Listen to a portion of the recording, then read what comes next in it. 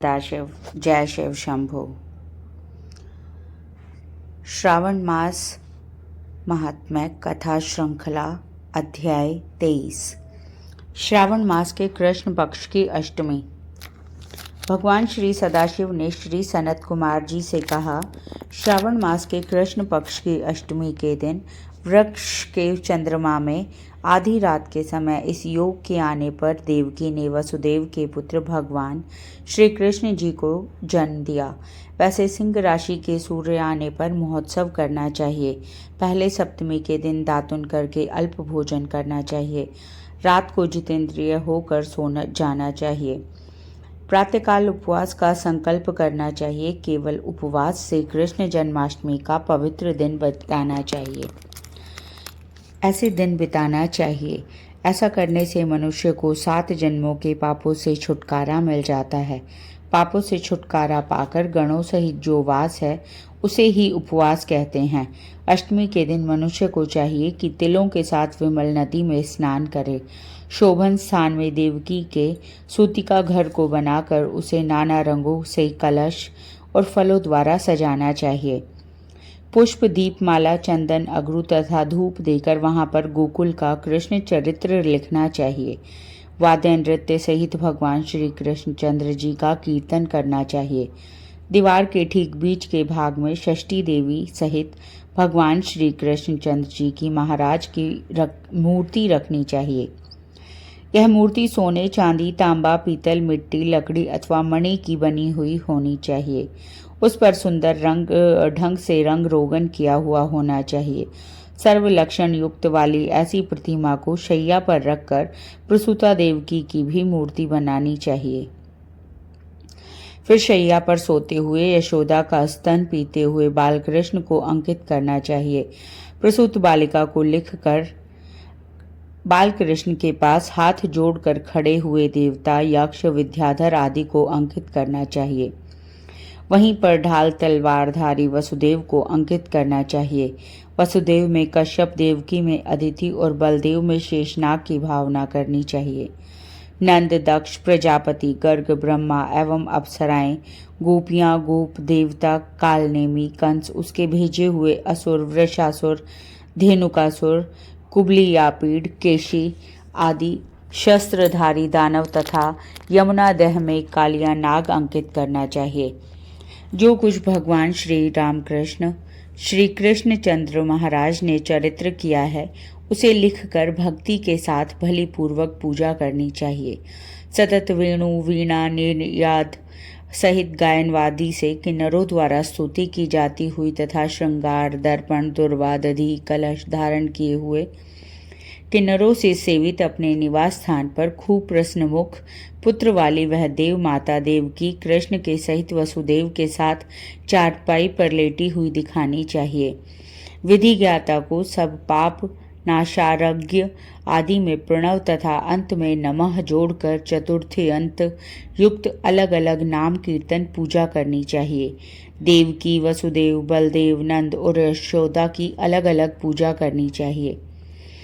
चंद्रोदय हो जाने पर भगवान हरि को याद कर चंद्रमा को अर्घ्य देकर कहना चाहिए, हे क्षीरोदार्णव संभूत अत्रि गोत्र समुद्भव, आपको नमस्कार है। हे रोहिणी कांत, आप मेरे अर्घ्य को स्वीकार करें। देवकी सहित वसुदेव का, यशोदा सहित नंद का, रोहिणी सहित चंद्रमा का और कृष्ण सहित बलदेव का सविधि पूजन करना चाहिए। ऐसा करने से मनुष्य को सभी वस्तुओं की प्राप्ति हो जाती है। कृष्ण अष्टमी को व्रत 1 करोड़ एकादशी के व्रतों के तुल्य होता है। इस तरह रात को पूजा करके नवमी को प्रातःकाल देवी भगवती विंध्यवासिनी का कृष्ण तुल्य महोत्सव करना चाहिए। भक्ति आदि ब्राह्मणों को भोजन करवाकर अभिष्ट गोधन आदि का दान करना चाहिए और कहना चाहिए, हे भगवान श्री कृष्णचंद्र जी महाराज, मुझ पर प्रसन्न हो। मैं गौर तथा ब्राह्मण रक्षक वासुदेव को नमस्कार करता हूँ। शांति हो तथा कल्याण हो, इस तरह कहकर विसर्जित करनी चाहिए। सगे संबंधियों के साथ स्वयं मौन होकर भोजन करना चाहिए। जो देवी तथा भगवान श्री कृष्णचंद्र जी महाराज का प्रतिवर्ष महोत्सव करता है, वह उपरोक्त फल प्राप्त करने के साथ साथ आरोग्य और अतुलनीय सौभाग्य भी प्राप्त करता है। इस लोक में धर्म बुद्धि होकर अंत में बैकुंठ को जाता है। हे तात, अब मैं तुम्हें उद्यापन के संबंध में कहूँगा। उद्यापन किसी शुभ दिन सविधि करना चाहिए। उससे एक दिन पहले केवल एक समय भोजन करके भगवान विष्णु का स्मरण करके सोना चाहिए। प्रातःकाल संध्या आदि करके ब्राह्मणों द्वारा स्वस्ति वाचन करवाकर आचार्य वर्ण कर ऋत्विजों की पूजा करनी चाहिए। धन का लोभ न करके एक पल, आधा पल, चौथाई पल सोने की प्रतिमा का निर्माण करवाना चाहिए। मंडप में मंडल पर ब्रह्मादि देवताओं की स्थापना करनी चाहिए। उस पर तांबे या मिट्टी का कलश रखकर उसमें चांदी अथवा बांस का पूर्ण पात्र रखना चाहिए। कपड़े से आच्छादित करके साधक उस पर गोविंद की वैदिक या तांत्रिक मंत्रों द्वारा षोडशोपचार द्वारा पूजा करें। देवकी सहित हरि को अर्घ्य देना चाहिए। शंख में शुद्ध जल, फूल, फल और चंदन रखकर नारिकेल फल युक्त कर भूमि पर अपने घुटने टेक कर कहना चाहिए, हे हरे, आपका अवतार कंस वर्धार्थ तथा भूत भार दूरीकरणार्थ हुआ है, कौरवों के नाशार्थ तथा दैत्यों के विनाशार्थ हुआ है। देवकी सहित मेरे इस अर्घ्य को स्वीकार करें। देवकी सहित मेरे इस ऊर्ध्व को स्वीकार करें। पूर्वोक्त विधि के अनुसार साधक का चंद्रमा के लिए अर्घ्य देना चाहिए। जगन्नाथ देवकी नंदन प्रभो वसुदेवात्मज अनंत, आपको नमस्कार है। आप भवसागर से मेरी रक्षा करें। इस प्रकार देवेश से प्रार्थना करके रात को जागरण करना चाहिए। अगले दिन प्रातःकाल जनार्दन की पूजा करके भक्ति सहित मूल मंत्र द्वारा पायस, तिल तथा शुद्ध घृत से 108 बार होम करके पुरुष सूक्त से हवन करना चाहिए। इदम विष्णु इस मंत्र से होम कर पूर्णाहुति होम शेष कार्य करना चाहिए।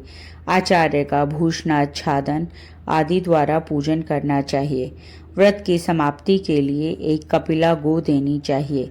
पयस्विनी, सुशीला, सवत्सा, सगुणा, स्वर्ण श्रृंगी, रौप्य खुरा, कांस्य दोहनी, युवा, मोती की पूंछ वाला, तांबे की पीठ वाली, गले में सोने की घंटी वाली, कपड़े द्वारा आच्छादित तथा दक्षिणा सहित गोदान करने से व्रत परिपूर्ण हो जाता है। अभाव में दूसरी गो से दान करना चाहिए। ऋत्विजों को वर्ण कर्म की श्रेष्ठता से दक्षिणा देनी चाहिए। 8 ब्राह्मणों को भोजन करवाकर एकाग्र मन से दक्षिणा तथा जल से भरे 8 घड़े दान करने चाहिए।